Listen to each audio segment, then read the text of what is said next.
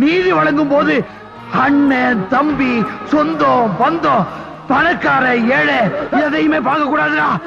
நாயத்தை மட்டும் தான் சொல்லணும். அனைவருக்கும் வணக்கம். 2026 தேர்தல் மக்களை ஈர்ப்பது யாருடைய வாக்குறுதிகள் அப்படிங்கிற தலைப்புல தந்தி தொலைக்காட்சி ஒரு மக்கள் மன்றத்தை தயார்படுத்தியிருந்தாங்க. இந்த மக்கள் மன்றத்தில் நாம் தமிழர் கட்சியுடைய பிரதிநிதியாக நான் கலந்து கொண்டேன். அதே போல திமுகவின் சார்பாக வழக்கறிஞர் சரவணன் அவர்களும், அதிமுகவின் சார்பாக வழக்கறிஞர் பாபு முருகவேல் அவர்களும், பாமகவின் சார்பாக வழக்கறிஞர் அண்ணன் பாலு அவர்களும், அதே போல காங்கிரசின் சார்பாக அலீம் அல் புகாரி அவர்களும் கலந்து கொண்டாங்க. தாவேக்கா சார்பாக யாரும் வரல. ஏன்னா தாவேக்கால கடந்த 10 நாளைக்கு முன்னாடி ஒரு பொது அறிவிப்பு கொடுத்தாங்க. தாவேக்காவோட பொறுப்பாளர்கள் கட்சி தலைமைக்கு அனுமதி கேட்டு தான் இனி ஊடகத்தை சந்திக்கணும். அதாவது ஊடகத்துக்கு யாரும் போகாதீங்க, எந்த நிகழ்ச்சியோ பொது ஊடகங்களை கலந்து கொள்ள வேண்டாம் அப்படின்னு அறிவிச்சிட்டாங்க. ஒரு தேர்தல் அரசியலில் போட்டி போடுற ஒரு கட்சி ஊடகத்தை சந்திக்க கட்சியின் தலைவன் மறுக்கிறான். பத்திரிகையாளர் சந்திச்சா பதவி ஓடுறாப்புல. ஆனால் கட்சியினுடைய தொண்டர்கள், பொறுப்பாளர்கள், கொள்கை பரப்புரையாளர்கள், பரப்புரை செயலாளர்கள், தேர்தல் மேலாண்மை பொறுப்பாளர்கள் அப்படின்னு ஒரு 250 பேர் அந்த கட்சியில் இருக்கிறான். இந்த 250 பேர் யாராவது ஒருத்தன் ரொட்டேஷனில் ஊடகங்களை சந்திச்சுக்கிட்டு இருந்தாங்க. இப்போ ஊடகங்களில் ஒவ்வொரு அரசு கட்சியும் கேட்ட கேள்வியில், குறிப்பாக நாம் தமிழர் கட்சி எடுத்து வச்ச வாதங்களில் பதறி போய் கேட்ட கேள்விக்கு பதில் சொல்ல வக்கற்று என்ன பண்ணானுங்க, ரொம்ப டேமேஜ் ஆகுது. அதுவும் விஜயனுடைய தனிப்பட்ட குடும்ப பிரச்சனை வந்த பிறகு தான் அந்த அறிவிப்பு வருது. எல்லா ஊடகங்களையும் இதை கேள்வியாக கேட்டாங்கன்னா என்ன ஆகுறது, அப்புறம் விஜயனுடைய தேர்தல் அறிக்கை குறித்து கேட்டால் என்ன ஆகுது அப்படின்னு பயந்து போய் பதறி போய் ஊடக புறக்கணிப்பை செய்திருக்கிறது தாவேக்கா. அப்போ தாவேக்கா சார்பாக அஃபீஷியலாக யாரும் வரல. ஆனால் தாவேக்கா தொண்டர்கள் ஒரு 15 பேர் வந்திருக்கான். கட்சிக்காரன் யாரும் வரல, தொண்டர்கள் வந்திருக்கான். என்னடான்னு பார்த்தா CK மதிவாணன் ஒருத்தர் கூட்டு வந்து குறைச்சிருக்காங்க. அவர் அரசியல் விமர்சகரா. ஆனால் தாவேக்காவுடைய கட்சி தலைவர் விஜய் இருக்கார் இல்லையா, இவரை போய் சந்திச்சு நான் இப்போ தாவேக்காவை ஆதரிக்கல, நான் பிறந்ததுலேருந்தே ஆதரிக்கிறேன் அப்படிங்கிற மாதிரி, நான் தான் ஃபஸ்ட்டு தாவேக்காவை ஆதரித்தேன், நான் அன்னையிலிருந்து ஆதரிச்சிட்டு இருக்கேன் அப்படின்னு சொன்னார். அப்போ அவர் யாரு? தாவேக்காவோட ஆதரவாளர். 3 வருடம் முடிஞ்சு 4வது ஆண்டு விழாவின் போது தமிழகத்தின் முதலமைச்சராக கலந்து கொள்கிற இந்த விழா இதே அரங்கிலே அல்லது இதை விட பெரிய அரங்கிலே நடக்க வேண்டும் என்று வாழ்த்துகிறேன்.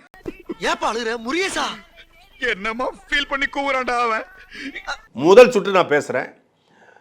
அலீம் அல் புகாரி முதல்ல அந்த மதிவானம் பேசுறாப்ல, அதுக்கப்புறம் அலீம் அல் புகாரி பேசுறாரு, அதுக்கு அடுத்தபடியாக நான் பாலு பேசுறாரு, அதுக்கப்புறம் 4வதாக நான் பேசுறேன். நாம் எடுத்த உடனே திமுகவோட தேர்தல் வாக்குறுதி என்ன, அது என்னென்ன நிறைவேற்றிருக்காங்க, நாம் தமிழர் சொல்ல வாக்குறுதி என்ன, கல்வி, மருத்துவம், தூய குடிநீர், இந்த 3ம் தான் எங்களுடைய இலவசம், மற்ற எந்த இலவசத்தையும் நாங்கள் கொடுக்க மாட்டோம். பாலுக்கு அழாத குழந்தை, கல்விக்கு ஏகாத மாணவன், வேலைக்கு அதையாத இளைஞன், இதுதான் என் கனவு இந்தியன்னு பகத்சிங் சொன்னாரு.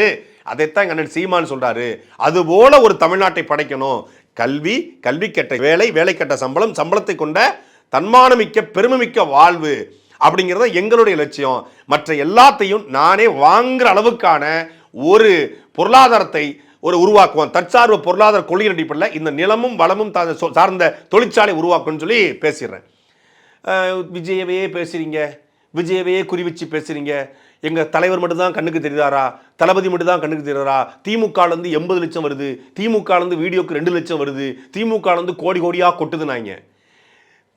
எல்லா மேடைகள்லையும் திமுகவோட தேர்தல் வாக்குறுதியை பிரிண்ட் அவுட் எடுத்துகிட்டு போய் திமுக என்னென்ன செஞ்சுக்கணும். அதே போல் இன்னைக்கு தமிழ்நாட்டில் நீர்நிலைகள் எப்படி இருக்குது, குறிப்பாக எங்கள் ஊர் சிறுவைகுண்டம் பக்கத்தில் கருங்குளம் ஊராட்சி ஒன்றியத்துக்கு உட்பட்ட வெற்றிகுளம் அப்படிங்கிற கிராமத்தில் இன்னைக்கு விவசாய நிலம் ஒரு 10 நாள் அறுவடைக்கு போகும்போது, ஆனால் தண்ணி இல்லை. அதை பற்றி தந்தி டிவியில் பொது வாதத்தில் நான் எடுத்து வைக்கிறேன் மக்களுடைய பிரச்சனையை. அதே போல் இன்னைக்கு வாழை போட்ட தொழிலாளர்கள் 10 லட்சம் வாழைகள் கீழே விழுந்துருச்சு. அந்த வாழைக்காய்க்கு ஒரு வாழைத்தாருக்கு 10 ரூபா தான் தருவதுன்னு அரசு சொல்லுது. குறைந்தபட்சம் 50 ரூபா கேட்டு விவசாயம் நிற்கிறாங்க. அந்த 10 ரூபாயும் இப்போ தர முடியாது, எல்லாம் முடியட்டும், கோட் ஆஃப் கண்டக்ட் வரப்போகுது, அதுக்கப்புறம் தரேன்றாங்க. 80,000 ஏக்கரில் நெல் விவசாயம் நாசமாயிருச்சு. அவங்களுக்கான நிவாரணம் கொடுக்கறதுக்கு வக்கு இல்லை. இப்படி மக்களுடைய அடிப்படை பிரச்சனையை ஒவ்வொரு மேலும் எடுத்து வைக்கிறோம். முதல் சுற்றில் திமுக தேர்தல் அறிக்கையை உட்காந்து பேசிட்டு தாவேக்கா பற்றியே பேசலை, உட்காந்தாச்சு. அப்போ கூப்பிட்டு இந்த மதிவான அந்த பிரிண்ட் அவுட்டை காட்டுங்க, என்ன பிரிண்ட் அவுட் அப்படின்னு பேசிக்கிட்டு இருந்தார். 2வது சுற்றில் அவர் தான் சொன்னார், இலவசம் என்பது ஒரு வகையான ஏமாற்று, வாக்குகளை களவாடுவதற்காகத்தான் இலவசம் தான் அறிவிக்கிறான்னாரு. அப்போ நீங்கள் தாவேக்காவோட ஆதரவாளர் தானே, ஏன்னா தாவேக்கா மேடையில் அவர் ஏறி இருக்காரு, விஜயை ஆதரிச்சிருக்காரு. இன்னும் இந்த ஊடகத்துல இந்த மக்கள் மன்றத்தில் தாவேக்காவோட ஆதரவாளராகத்தான் அவர் வந்திருக்காரு. அதான் உண்மை, யதார்த்தம். ஆனா கேட்ட கேள்வியில பயந்து போய் ஐ எம் நாட் டிவிகே சப்போர்ட்டர், எனக்கும் தாவேக்காவுக்கும் சம்பந்தம் கிடையாது, என்ன போய் தாவேக்கா ஆதரவாளர்னு சொல்றீங்க அப்படின்ட்டாப்ல. நான் ஒரே ஒரு கேள்வி தான் கேட்டேன். ஐயா ஊழலை ஒழிக்கிறேன்னு சொல்றாங்க, ஊழலற்ற ஆட்சி அமைக்கணும்னு சொல்றாங்க. அப்படின்னா செங்கோட்டையனையும் ஜேசிடி பிரபாகரனையும் கூப்பாகிருஷ்ணனையும் பக்கத்தில் வச்சுக்கிட்டு, ஆதவர்ஜனாவை பக்கத்தில் வச்சுக்கிட்டு, ஏன் ஊழல் செஞ்சதா சொல்லி லஞ்சம் வாங்கினதா, ஐ மீன் வருமானத்துக்கு அதிகமாக சொத்துதா சொல்லி வருமான வரித்துறையினால 1.5 கோடி ரூபாய் அபராதம் விதிக்கப்பட்ட விஜய் எப்படி ஊழல் ஒழிப்பாருன்னு கேட்டேன். ட்ரிகர் ஆயிட்டாங்க. இந்த பிளாக் டிக்கெட்டும் இந்த லாட்ரி சீட்டும் சேர்ந்து ஊழலை ஒழிக்க போதான்னு கேட்டேன். ட்ரிகர் ஆயிட்டாங்க. ட்ரிகர் ஆகி ஐயோ ஒருமையில பேசுறாங்க, ஒருமையில பேசுறேன். என்னடா ஒருமையில பேசுனேன், எங்க ஒருமையில பேசுனேன்? அப்பதான் விஜயின்னு வார்த்தையை பதிவு பண்றேன். ஒருமையில பேசிட்டீங்க, ஒருமையில பேசுனாங்க. நான் விஜயனுடைய தனிப்பட்ட குடும்பத்தை பற்றியோ அவருடைய விவாகரத்து வழக்கத்தை பற்றியோ இல்லை பிள்ளையை விரட்டி விட்டுட்டு அவர் நாட்டு மக்களுக்கு தாய்மாமன் திட்டம் அண்ணன் சீர்திட்டம்னு சொல்கிறாரு அது பற்றியோ இல்லை மனைவியை வீட்டை விட்டு வீட்டுக்கு வரக்கூடாதுன்னு சொல்லிட்டு அவர் நடிகையோட திருமணத்துக்கு போகிறாரு அதை பற்றியோ அந்த விவாதத்தில் நான் பேசலை. அது பேச வேண்டிய தேவையும் ஏற்படலை. நீ விஜயோட குடும்பத்தை பேசிப்பாரு, விஜயை பற்றி பேச, அவன் தான் இழுக்கிறான் வம்படியா. நான் பேசவே இல்லை, பேசிப்பாரு அப்படின்னா. நான் அதை பேச வேண்டிய தேவையும் இல்லை, மரியாதையை பேசினேன். அப்புறம் அசோக் ஒரு இருந்துச்சு, என்னங்க மரியாதை இல்லாமல் பேசினாரு, மரியாதை இல்லாமல் பேசணும் நான் எப்படிங்க அனுமதிப்பேன்னு கேட்குறாங்க. உடனே சொல்கிறானுங்க மரியாதைக்குரிய எடப்பாடிங்கிறாரு, மரியாதைக்குரிய அல் புகாரிங்கிறாரு, மரியாதைக்குரிய பாபு முருகவேலுங்கிறாரு, மரியாதைக்குரிய ஸ்டாலின்ங்கிறாரு, விஜயை மட்டும் விஜய்ங்கிறாருன்றான். என்னடா இது? உடனே சொன்ன மரியாதைக்குரிய தமிழக வெற்றிக்கோ தலைவர் விஜய் அவர்கள் கைத்தட்டுறாங்க அப்படின்னாங்க. அப்புறம் மரியாதைக்குரிய பனையூர் பண்ணையார் அவர்களே அப்படின்னு, மரியாதைக்குரிய பனையூர் பண்ணையார் அவர்களே ஒரு கேடுகட்ட கொள்கையை வச்சிருக்காருன்னு. கேடுகட்டாரு, புண்படுத்திட்டாரு. கேடுகட்ட அப்படிங்கிறது தவறான வார்த்தையாம். உடனே ஒரு 10 பேர் தான் வந்திருந்தாங்க. 10 பேர் எந்திரிச்சு காட்டு கத்தி மேடையை நோக்கி வராங்க. டேய் இல்லை வேற எங்கேயா போய் சண்டை போடுங்கடா. சண்டைன்னா இது சண்டை போடுற கிழமை. உடனே நீ வெளியே வந்து பாரு, வெளியே வா, ஏரியாவுக்கு வாடா, வடிவேல் சொல்ல ஏரியாவுக்கு வாடா ஏரியாவுக்கு வாடான்னு சொல்லி மொத்த பேர் அவனா எந்திரிச்சு கத்துனான். எதுக்கு கத்துனான்னு எனக்கும் தெரியல, அவங்களுக்கும் தெரியல. மொத்த பேரும் கத்திட்டு வெளியே போனானுங்க. வெளியே போய் நின்றுட்டு அங்கேருந்து ஃபோன் அடிச்சு, மாப்பிள்ள இந்த சாட்டை நம்மளை பிளாக் டிக்கெட்டுன்ட்டான், இந்த சாட்டை நம்மளை லாட்ரி சீட்டுன்ட்டான், இந்த சாட்டை நம்மளை ஊழல்வாதின்னு சொல்லிட்டான், நம்ம தளபதியை தப்பாக பேசிக்கிட்டு இருக்கான், விஜயின்ட்டான், தளபதினு சொல்லாமல் விஜயின்ட்டான், அதனால் வாடான்னு எல்லாத்தையும் கூப்பிட்டு 30 பேரை கூப்பிட்டுருக்காங்க. வாடான்னு டிபேட் போய்கிட்டு இருக்கு. இங்கே இங்கே அவங்க பரப்புறாங்க செய்தி. நீ சரியான ஆளாக இருந்திருந்தா அவங்க வெளியே இருந்தாங்களே, நீ போயிருக்க வேண்டியதானங்கண்ணா. ஏன்னா ஒரு டிபேட் நடந்துட்டு இருக்கும்போது நான் அதை விட்டு எப்பறம் எந்திரிச்சு போக முடியும்? அதுக்கப்புறம் எனக்கு அப்புறம் பாபு முருகல் பேசணும், அதுக்கப்புறம் சரவணன் பேசணும், அவங்க ஆளுக்கு 10 நிமிஷம் 20 நிமிஷம் பேசணும். இது முடிஞ்சதுக்கப்புறம் வெளியே போனால் ஒருவே இல்லை. என்னடான்னு கேட்டால் இந்த 20 நிமிட கேப்பில் தந்தி தொலைக்காட்சி காவல்துறைக்கு அழைச்சிருக்காங்க. காவல்துறை வந்துட்டாங்க. காவல்துறை வந்த உடனே மொத்தமாக 50 வரை ரிமாண்ட் பண்ணிடுவோம். தேவையில்லாமல் ஏதாவது பண்ணினா மொத்த பேர் ரிமாண்டுன்னு ஒன்று ஒரு பையன் அந்த இடத்துல சிட்டுக்குருவியாக பறந்துட்டாங்க. அதாவது உசுருக்கு ஒரு ஆபத்தில் நாங்களாம் கடல் மேலே ஓடுவோம்டா கொய்யான்னு கரூர்லேருந்து விஜய் ஓடினார். அவருடைய வம்சாவளி இல்லையா, அவருடைய வகைராக்கள் இல்லையா, வழக்குன்னு ஒன்று தெரிச்சிட்டாங்க.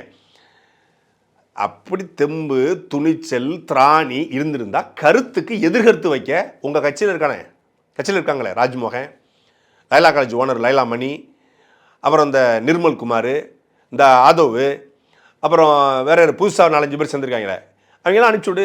நாஞ்சில் சம்பத் அனுப்பிச்சுவிடு, இல்லை கட்சியில் சேர்ந்துக்க யாராவது ஒருத்தர் அனுப்பிச்சுடுப்பா, யாராவது அனுப்பிச்சுவிடு. நான் தான் சொல்கிறேன், நீ மொத்தமாக வா, நாஞ்சில் சம்பத் வா, நிர்மல் குமார் வா, ஆதவ் வா, ராஜ்மோகன் வா, லைலா மணி வா, மரியாதையாக நடத்துவோம் ஒரு விவாதத்தை. தந்தி தொலைக்காட்சி ஏற்பாடு பண்ணட்டும், இல்லை டிபேட்டில் ஏற்பாடு பண்ணுவோமா, இல்லை news 24, news 18, news 7, NDTV, CNN, republic, என்ன வேணாலும் பண்ணலாம். எல்லாரும் வாங்க ஒரு டிபேட் பண்ணுவோம்.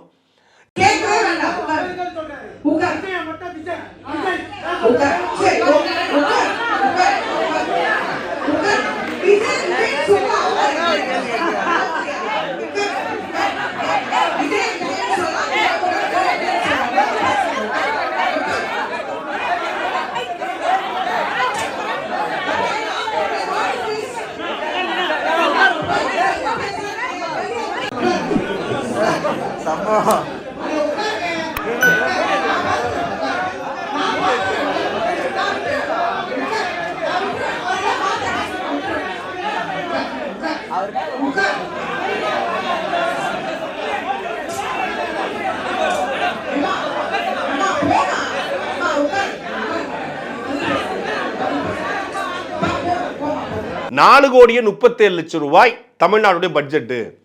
இந்த பட்ஜெட்ல 30 விழுக்காடு ஸ்டாலின் சார் டாக்ஸ்னு போயிருது. இதுல அவங்க 30 விழுக்காடு போறதுனால தான் நல்ல நலத்திட்டங்களை பண்ண முடியல. நான் வந்தா அந்த 30 விழுக்காடு போகாம தடுத்து மக்களுக்கு செஞ்சிருவேங்கிறாப்ல. அதாவது 1,00,000 ரூபாய் சாலை போட வேண்டிய இடத்துல 70,000 ரூபாய்க்கு சாலை போட்டு 30% கமிஷன் எடுக்கிறாங்க. 10 கோடிக்கு கட்ட வேண்டிய பாலத்தை 7 கோடி கட்டி 3 கோடி ஆட்டையை போடுறாங்க. அதனால முறையான பாலங்கள், முறைகேடான சாலைகள், முறையற்ற திட்டங்கள் நடைபெறுது. இதுக்கு பேர் தான் கரெக்ஷன், கமிஷன், கலெக்ஷன். இதை திமுக அரசு, ஸ்டாலின் அரசு பண்ணுது. இதுக்கு பேர் ஸ்டாலின் சார் டாக்ஸ்னு விஜய் சொல்றாருல்ல. நான் வந்தா அந்த 30% எடுத்து மக்களுக்கு செஞ்சிருவேன், அதன் மூலமாக இலவசத்தை கொடுப்பேன்றாரு. அப்ப நீ வந்தாலும் முறையற்ற சாலைகள், முறைகேடான பாலங்கள், முறையற்ற நிர்வாகம் தான் நடக்கும். மக்களுக்கு ஒதுக்கக்கூடிய திட்டங்களுக்கு முழுமையாக செயல்படுத்துவேன். புதிய திட்டங்களை ஏற்றி அதன் மூலமாக வருமானத்தை பெருக்கி அந்த வருமானத்தை கொண்டு நல்லது செய்வேன்னு சொன்னா கூட பரவாயில்ல. இலவசத்தை எதிர்த்த இதே அருண்ராஜ், தாவேக்குள்ள பொறுப்பாளர்கள் ஓசி பஸ் விடுறாங்க, இலவச பஸ் விடுறாங்க, 1000 ரூபா கொடுத்து மக்களை அடிமைப்படுத்துறாங்க. இந்த 1000 இது பஸ் இதெல்லாம் எதிர்ப்போன்னு சொன்னாங்க. சர்க்கார் படத்தில் டிவி தூக்கி போட்டு உடைச்சி, மிக்சியை போட்டு கிரைண்டரை போட்டு உடைச்சி இலவசத்துக்கு எதிர்ப்பு தெரிவிச்சார். ஒரு விரல் புரட்சினாரு. இப்போ பார்த்தா நான் 2,500 ரூபா தருவங்கிறது அப்பட்டமான நாடகம். அதாவது நான் இந்த ஒரு வார்த்தையை பதிவு பண்ணேன். அதெல்லாம் ரொம்ப கடுப்பாயிட்டாங்க. அப்பா 1000, சித்தப்பா 2000, விஜய்னா 2,500.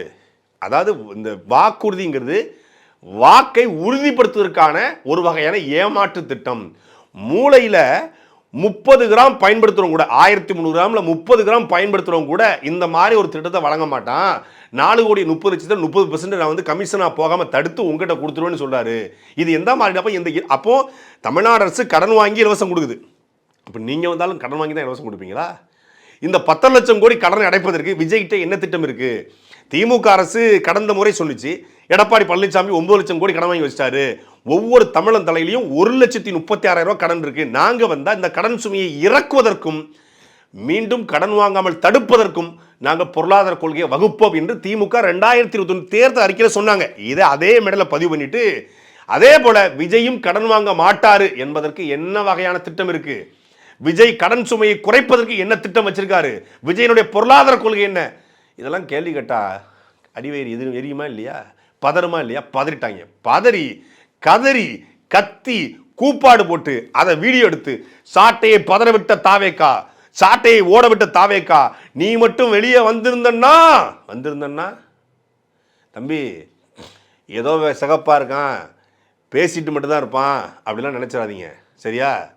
காரை உடைக்கணும்னு திட்டமிட்டாங்கன்னா அது மாதிரி ஒன்று நடந்துச்சுன்னா அதை விட மகிழ்ச்சியான செய்தி எதுவும் இல்லை. நான் சாதாரணமாக பேசிட்டு இருக்கேன்ல, 7 மடங்கு இறங்கி அடிப்பேன். இது வரைக்கும் பர்சனலாக விஜய்க்கு எனக்கு எந்த முரணும் இல்லை. பர்சனலாக என் காரில் ஒரு ஸ்க்ராட்ச் விழுந்துச்சுன்னு வை, அதுக்கப்புறம் மனுஷனாகவே இருக்க மாட்டேன், எந்த எல்லைக்கும் போவேன். நான் சும்மா பேசுவான் எழுதுவான் அப்படின்னு நினைக்காதீங்க. பேசுனா பேசுவோம், அன்புன்னா அன்பு, வன்புன்னா வம்பு. காரை உடைக்கிறது, இது பண்ணுறது, இதுக்கு பேர் தான் நாகரிக அரசியலா? இந்த அரசியல் தான் தாவேக்கா வந்துச்சா? நாங்கள் வந்து இன்டலெக்சுவல் பாலிடிக்ஸ் பண்ணுவோம், நாகரிகமான அரசியல் பண்ணுவோம், யாரையும் விமர்சிக்க மாட்டோம் சொன்னது விக்கிரவாண்டி மாநாட்டில் தாவேக்கா தலைவர் விஜய். யாரையும் விமர்சிக்க மாட்டோம், அடுத்தவங்களை கேலி பண்ண மாட்டோம், கிண்டல் பண்ண மாட்டோம் இப்படிலாம் சொன்னார். ஆனால் அந்த கும்பல் என்ன பண்ணுது? முழுக்க முழுக்க ஆபாசம். பொம்பளைங்க கெட்ட வார்த்தை பேசுது, பொம்பளைங்க அசிங்கமாக பேசுது.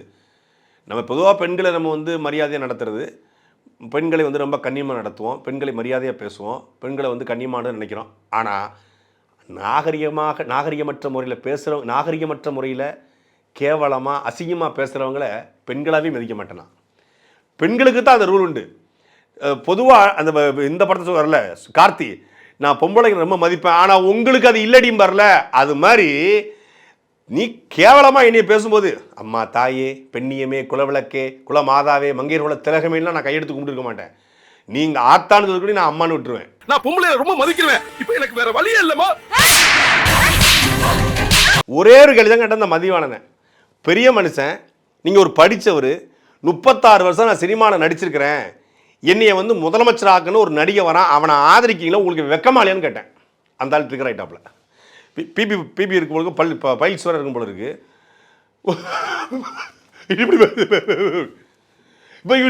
திரும்ப பேசுறீ, என் காலைக்கில உட்காந்துக்கிட்டு திரும்ப பேசுறீ, திரும்ப பேசுறீ, மைக் அடிச்சா பேசுறீங்களா அப்படின்னாப்ல. என்னங்க ஏங்க லபோதிபான் இதுக்கு கத்திக்கிட்டு இருக்கீங்க? நீங்கள் தாவேக்கா ஒரு ஆதரவாளர், நான் தாவேக்கா ஆதரவாளர் கிடையாது. ஐ am not TVK supporter, but I support TVK. I am not TVK supporter, I support TVK. யார் நீ? வயிறு நல்லா புடச்சி போயிருக்குல்ல, வயிறுக்குள்ள சிப்ஸு, முறுக்கு, பிரியாணி இதெல்லாம் எவன் கொடுத்தாலும் வாங்கி தின்றதா? தாவேக்காவோட ஆதரவாளம் இல்லை, தாவேக்காவுக்கு எனக்கு சம்பந்தம்னு சொல்லி ஒரு பொது மேடையில் அறிவிச்சுட்டு நான் தாவேக்காவை ஆதரித்து பேச வரவே இல்லைன்னு சொல்லிட்டு போய் ட்விட்டு போடுறாப்புல. இந்த மாதிரி நாம் தமிழ் கட்சி சார்ந்த சாட்டை துரைமுருகன் இப்படி சாக்கடைத்தனமாக பேசினார், நானும் தாவேக்கா தொண்டர்களும் அவரை கண்டித்தோம், கண்டிச்சுட்டு வெளிநடப்பு செஞ்சு விட்டோம். நீ திருப்பி அடிக்கிறதே இல்லையா? அதெல்லாம் நடக்கிற காரியமாங்க. இப்படியே தடுத்து தான் என் வாழ்க்கை ஓடிட்டு. தாவேக்காவுடைய ஆதரவாளர்னு வெளியே சொல்வதற்கு வெக்கமா இருக்கு போல இருக்கு. ஏன்னா தாவேக்கா ஆதரவாளர்னு சொன்னா பால் அடிப்பாப்ல, பாபு முருகவேல் அடிப்பாப்ல, அலில் அல் புகார் அடிப்பாப்ல, அங்கே சரவணன் அடிப்பாப்ல, நானும் 4 குத்து ஊம குத்தா குத்துவேன். அப்படிங்கும்போது இந்த 5 வெட்டி அடி வாங்குறதுக்கு பதிலாக இந்த நிலைமையில நம்ம தாவேக்கா ஆதரவு இல்லைன்னு சொல்லிடுவோம். ஆனால் தாவேக்கா தொண்டர்களோடு இவர் கட்டுப்படுத்துறாரு, தொண்டர்கள் கூட இது பண்றாங்க. அவர் பெரியவரை வெளியே விட்டா தான் நாங்கள் போவோம், துரைமுருகன் வெளியவரை யாரும் தாக்கிடக்கூடாது அங்கே சொல்லியிருக்காங்க. கடைக்கு அங்கே வெளியே நின்றுக்கிட்டு அந்த பெரிய மனுஷனை வந்து நீங்கள் வயசானவர், அவர் யாருன்னே தெரியல அவங்களுக்கு, அவரை வெளியே விட்டா தான் நாங்கள் போவோம், எங்களுக்கு ஆதரிச்சு பேசினாரு, அவரை ஏதாவது உள்ள தாக்கிடக்கூடாது. 6 மணிக்கு சாக போகிற கிழவனை நான் ஏன்டா 4 மணிக்கு கொள்ள போகிறேன்? அடிப்படையே தெரியல. அரசியல் என்னன்னு அடிப்படையே தெரியாது. அங்கே வந்திருக்க எல்லா விருந்தினர்களுமே சகஜமாக பேசிக்கொண்டோம், எல்லாருமே வந்து ஒன்றா உட்காந்து டீ சாப்பிட்டோம். நானும் அலில் அல் புகாரி நாம் தமிழ் கட்சி மீது விமர்சனம் வைத்தார், கடுமையான விமர்சனம் நான் அவர் மீது வைத்தேன், அதுக்கான எதிர்வாதங்களை வைத்தோம். சரவணன் வைத்தார், அதுக்கு எதிர்வாதம் வைத்தோம். பாபு முருகவேல் வந்து திமுக பேசினார், 2 பேரும் சரவணன் அவரும் கைகோரி கொண்டு போனாங்க. மேடைக்கு பின்னாடி எல்லோரும் சகஜமாக பேசிக்கொண்டு கலைஞ்சோம். ஆனால் இந்த புரிதலே இல்லாத இந்த அணில் குஞ்சுகள், அரசியல்னா என்னங்கிற அரிச்சுவரியே தெரியாத எக்ஸ்தலத்தில் உட்காந்து அஜித் ரசிகளை திட்டுறது, சூர்யா ரசிகளை திட்டுறது, ரஜினிகாந்த் ரசிகளை திட்டுறது, திரையரங்கு போனால் அஜித்தா விஜயானு சண்டை போடுறது, இப்படி போட்டு வளர்ந்த இந்த கும்பல் போஸ்ட் ஓட்டு, அஜித் போஸ்ட் ஓட்டினா அது மேலே ஒட்டி விட்டு போயிடுறது, இப்போ நாம் தமிழ் போஸ்ட் ஓட்டினா அது மேலே ஒட்டி விட்டு போயிடுது. இதுதான் அரசியல் நினச்சிட்டு இருக்கான். அவன் போய் ஒரு கமெண்ட், ஒரு அஜித் ஒரு போஸ்ட் போடுறான், அது கீழே வந்து அஜித் ஃபேமிலி திட்டுறது, சிவகார்த்திகேயன் போடுறான், அதுக்கு கீழே அவர் ஃபேமிலி திட்டுறது. இதுதான் அரசியல் நினச்சிக்கிட்டு இருந்த ஒரு கும்பல் இப்போ உண்மையிலே அரசியலுக்கு வந்த உடனே எதிர்த்து பேசினாலே எதிராளி, இவன் பகையாளி, இவன் நம்மளை வந்து கொல்ல வந்தவன், நமக்கு மோசமானவன், இவன் வந்து அப்படி ஒரு கற்பனைவாதத்தில் வாழ்ந்துட்டு இருக்காங்க. நாம் கேட்குற கேள்விக்கு நீங்கள் பதில் சொல்லணும். பதில் சொல்ல உங்கள் ஆட்கள் அனுப்பணும். இல்லை உங்கள் ஆட்களே இல்லையா, இல்லை இது போன்ற ஆட்கள் அனுப்புறீங்களா, கொஞ்சமாவது தயார்படுத்தி அனுப்பு. பேரோலில் வச்சிருக்கல, கூட 4 பாக்கெட் சிப்ஸ் பாக்கெட்டாக வாங்கி கொடுத்து, கூட 4 பொவன்டோ வாங்கி கொடுத்து நல்லா தயார்படுத்தி அனுப்பு. தாவேக்காவுடைய பொருளாதார கொள்கை என்ன, தாவேக்கா ஆட்சி அதிகாரத்துக்கு வந்தால் எப்படி இந்த இலவசங்களை செயல்படுத்துவாங்க, கருத்தில் ஸ்ட்ராங்காக இருக்கணும்ல. தாவேக்காவோட ஆதரவாளர்னு வந்துட்டு கேள்வி கேட்டோடனே தாவேக்காவுக்கு எனக்கு சம்பந்தம் இல்லைன்ட்டாப்ல. இப்படித்தான் முஸ்தபா முரட்டு மட்டும் கொடுத்துட்டு இருந்தார். இப்போ சொல்கிறாரு தேர்தலில் போட்டிவிட மாட்டேன்ட்டாப்ல. என்னங்க தாவேக்காவோட கூட்டணி, ஆனால் தேர்தலில் போட்டிவிட மாட்டாங்களாம். தாவேக்கா ஆதரவு, ஆனால் ஊடகத்துக்கு வந்தால் I am not supporter of TVK. இந்த திருமணம் கடந்த உறவு மாதிரி இவங்க வந்து தேர்தல் கடந்த கூட்டணி. கட்சி தலைவர் திருமணம் கடந்த உறவு, கட்சியில் இருக்கக்கூடிய கூட்டணி பூரா தேர்தல் கடந்த கூட்டணி. நல்லா இருக்குடா. அதுக்கப்புறம் தான் ஒரு செய்தி கேள்விப்பட்டேன், வந்திருந்தவங்கள ஒரு 2 பேர் சொன்னாங்களா, நம்ம போய் நேராக மொத்தமாக 30 பேரும் கிளம்பி போய், வெளியூர் 10 பேர் வெளியே போனானுங்க, அப்புறம் 20 பேர் வந்திருக்கானுங்க, மொத்தம் 30 பேரும் கிளம்பி போய் கமிஷனர் ஆஃபீஸில் போய் சாட்டை துறைமுருகன் மேலே புகார் கொடுப்பேன்ருக்காங்க. எதுக்குங்க புகார் கொடுக்க போகிறீங்க? விஜயை மரியாதை இல்லாமல் பேசிட்டாரு பொது ஊடகத்தில் அப்படின்னு புகார் கொடுப்போம். என்ன மரியாதை பேசுறாரு, விஜய்னு சொல்லிட்டாருங்க அப்படின்னு புகார் கொடுப்பேன்ருக்காங்க. ஓ, விஜய்ங்கிறதே பெரிய கெட்ட வார்த்தையா? இது வரைக்கும் எனக்கு தெரியாமல் போச்சுங்க. உண்மையிலே நான்லாம் வந்து தேவையில்லாத கெட்ட வார்த்தை பேசுகிறாங்க கிடையாது, கெட்ட வார்த்தை பேசினா தான் பேசுவேன். ஆனால் விஜய்ங்கிறதே கெட்ட வார்த்தைங்கிறது நேற்று மக்கள் மட்டும் தான் தெரிஞ்சுக்கிட்டேன். அதாவது பி போட்டிருப்பா அந்த வார்த்தைக்கு, இனிமேல் வி, அதுவும் கெட்ட வார்த்தையாப்பா. இனிமேல் யாரையாவது கோமா வந்து நமக்கு கோவம் வந்துச்சு யாராவது திட்டோம்னா, போடா விஜய், போடா விஜய் மகனே, போடா விஜயே, டேய் விஜய், போடா விஜய், ஏய் விஜய் மாதிரி பேசிகிட்டு இருக்காத, நீ பெரிய விஜயோ, நீ பெரிய விஜய், எல்லாம் ஒரு விஜய், நீ பெரிய விஜய் இது, நீ பெரிய விஜய், அப்படி பேசிடலாமா? விஜய்ங்கிறது கெட்ட வார்த்தை ஆயிடுச்சு. இன்னையிலேருந்து விஜய் ஒரு கெட்ட வார்த்தை அப்படின்னு நீ அறிவிச்சிரு. நான் வேற பாரு வச்சுக்கிறேன், பக்கா மாசுன்னு வச்சுக்கிறேன். இல்லை வேற ஏதாவது வந்து என்ன சொல்லலாம், தாவேக்கா தலைவர், அதுவும் கெட்ட வார்த்தையாப்பா. தாவேக்கா தலைவர்னு சொல்லிட்டு போகலாம். என்ன அவனே சொல்கிறான் மரியாதைலாம் பேசிட்டார் அப்படின்னா, அப்படின்னா ஒரு கெட்ட வார்த்தை போட்டால் தான் மரியாதைலாம் பேச அர்த்தம். நம்ம விஜய்ங்கிறது ஒரு கெட்ட வார்த்தை ஏற்பனால, இப்போ திருப்பி திருப்பி சொல்ல வேண்டியிருக்கு பாருங்க, அது கெட்ட வார்த்தை ஏற்பனால, அதாவது டேஸ் அப்படிங்கிறது ஒரு கெட்ட வார்த்தை ஏற்பனால இனிமேல் எல்லாரும் அந்த டேஸுங்கிற பேரை, ஐ மீன் விஜய்ங்கிற பேரை யாரும் பயன்படுத்தாதீங்க. அப்போ இந்த பாடலை பாடிக்கொண்டிருப்பவர் உங்கள் டேஸ்ன்னு போட வேண்டியதுன்னு ஏன் விஜய்னு போடுறீங்க? இளைய தளபதி டேஸ் அப்படின்னு போட்டுருங்க, ஃபில்லிங் த பிளாங்க்ஸ்னு போட்டுருங்க, நாங்களே ஃபில் பண்ணிக்கிறோம். அது கெட்ட வார்த்தையாக இருக்குல்ல. தளபதினு சொல்லணும். என்ன நான் தளபதினு சொல்லணும்? 24 நாடுகளை எதிர்த்து உலகத்தின் மிகப்பெரிய படையை கட்டி, கடற்படை, தரைப்படை, கப்பல் படை கட்டி, வான்படை கட்டிய மானத்தமிழர் மறவர் வரலாற்றில் வான்படை கட்டிய முதல் தமிழன் எங்கள் தலைவன் பிரபாகரனே தன் பேருக்கு முன்னாடி கேப்டன் என்றோ தளபதி என்றோ போட்டது கிடையாது. எந்த படைக்கடா தளபதி? எந்த படைக்கு தளபதி? வேலுநாச்சியார் படைக்கு தளபதியா? மருதுபாண்டி படைக்கு தளபதியா? திரு சின்னமலை படைக்கு தளபதியா? இல்லை அழகுமுத்துக்கோன் படைக்கு தளபதியா? இல்லை மாப்போசி படைக்கு தளபதியா? எந்த படைக்கு தளபதி? யாருக்கு தளபதி? முத்துராமலிங்க தேவருக்கு தளபதியா? இல்லை காமராஜருக்கு தளபதியா? இல்லை ஜீவானந்துக்கு தளபதியா? இல்லை சிங்காரவேலுக்கு தளபதியா? யாருக்கு தளபதி? இல்லை தமிழரசுக்கு தளபதியா? இல்லை கலியபெருமாளுக்கு தளபதியா? இல்லை வீரப்பனாருக்கு தளபதியா? யாருக்கு தளபதி? யாருக்கு எவன்டா எவனுக்கு தளபதி? 41 பேர் சாகும்போது கரூர் இருந்து பயந்து ஓடுற ஒரு கோலை எப்பரா தளபதி? தன் மக்கள் கொத்து கொத்தாக சாகும் போதும், தன்னுடைய ரசிகர்கள் சாகும் பொழுதும், இன்னைக்கு காமாட்சி ஹாஸ்பிட்டல் தஞ்சாவூர்ல ஒருத்தன் விஜயை பார்க்க வந்து படுத்துட்டு இருக்கிறான். அவனை பார்க்க வக்கு இல்லை. பூ, நீ தளபதி. கட்டிய மனைவி வீட்டில் வந்து வெளியே வச்சு அந்த மனைவி நீதிமன்றத்தில் நிற்கும் போது அந்த மனைவியுடைய மனசு புண்படும் தெரியாம ஒருத்தில்லன்னு பேசுற ஒருத்தன் எப்பரா தளபதியா இருக்க முடியும்? நான் பேச ஆரம்பிச்சா தாங்க மாட்டீங்க. நீங்க மரியாதையா பேசுனா நான் மரியாதையா பேசுவேன். நான் இப்பவும் சொல்றேன், இன்னும் நான் தாவேக்காவை விமர்சிக்க ஆரம்பிக்கல. கோட் ஆஃப் கான்டக்ட் வரட்டும், எலெக்ஷன் பிரச்சாரம் ஆரம்பிக்கட்டும், அப்ப இருக்கு. சாட்டை எடுத்து நாட்டை திருத்து.